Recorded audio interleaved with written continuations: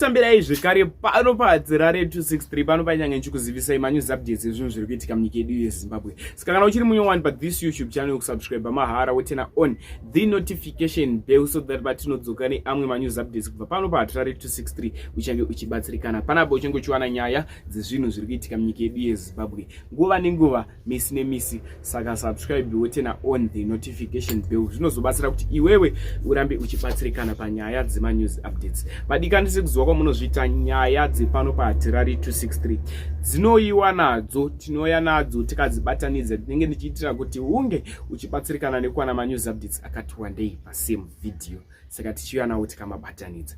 First update, maisa malikes here vadikani, maisa malikes here vadikani. Malikes anobatsira kuti video rino ringe richifamba kune avo vehukama, mashamwari, mabosi ekumabasa, vashandi vekubasa vanova vachibatsirikanawo kuwana nyaya kubva pano paHadzirare 263 kuziva zviri kuitika munyika. First update, chiporofita ichi chatondivhundutsawo, takati chida kutoziviswa muvanhu vemuZimbabwe kachiporofita ichi. Hongu vanhu vazhinji vanoti aiwa maprofeses aya anyanya, taneta nekuparidzirwa kungodai zvinonzwa zvichinzi namatirai Zimbabwe kudai, muZimbabwe machaitika zvakadai kudai. Hanzi maprofeses anyanya ndozvinotaurawo vamwe vanhu, but sezveri profes iri kutenderera mastreets esocial media, ndauya nayo pano paHadzirare 263 kuti timbokurukura nezvayo, tinzwe nezvayo, totaura zvatinofunga mucomment section. Hanzi paprofesi iyoyo ndiri kuona ropa munyika yeZimbabwe, ndati shingei kunamatira nyika yedu yeZimbabwe. Azvizikanwa vadikani, ndatingonamatira peace munyika yeZimbabwe, runyararo munyika yedu yeZimbabwe. Zviri kuitika zvakanyanya ende vanogona kuti ndikuona ropa munyika yeZimbabwe zveshuwa.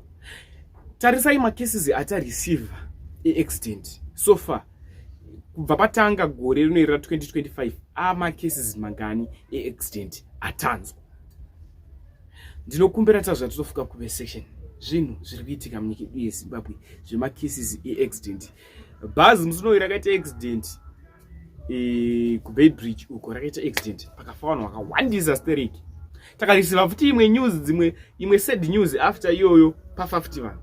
Saka profesi idzi dzimwe dzachona dzinouya dzogona kungopotsa mbichana asi zvichiitika munyika yeZimbabwe. Saka zvada kusiyai muchiti akada kuti muone kashort video ikako chinzi ndatinaamatirei nyika yeZimbabwe. After wapedza kuona usaskipe maupdates igozha apere mavhuse marara. Ndatinzwe. The Lord said I must pray for Zimbabwe because I saw another coup in Zimbabwe, and this one, it will be a mess. It will be a lot of blood. I saw this current government being overthrown and there will be blood. So the Bible declares we must pray for those who are in authority. So I want us to stand on our feet and pray for Zimbabwe.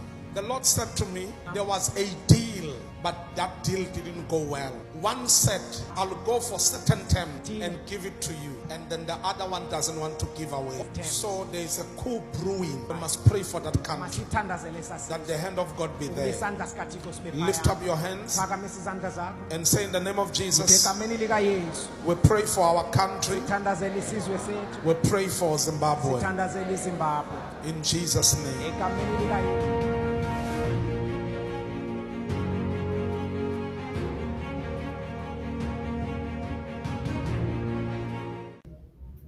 Next update ivideo revanhu kana kuti video iri kutendera mascreens social media zvichinzi kuzvikoro zvikunanamisha ukoko zvikumaruwa kwakasiyana siyana zvanzi kusvika 2030 kunenge kwane macomputers ende tinenge takuziva kushandisa macomputers. Vangu vachiti president vari kuitira chirongwa chakanaka.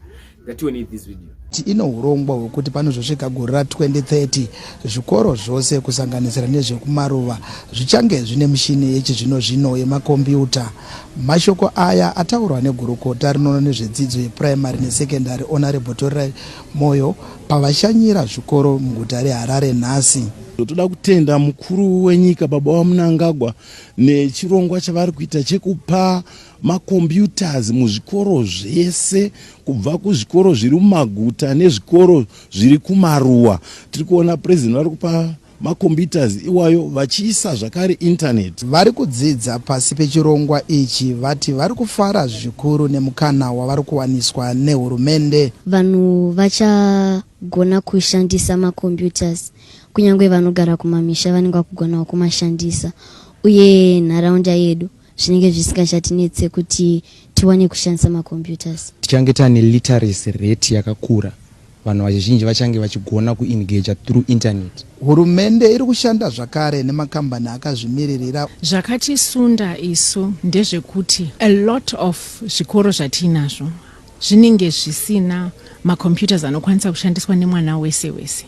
And we wanted no child left behind. Hakuna mwana anofana kusara kuwana access to computer technology. Chirongwa ichi chiri kutarisirwa kutekeshera kune nzvimbo dzose. Ndini Peter Chivhima, mutori wenhau ZB. Next update ividhiyo rapresident Mnangagwa.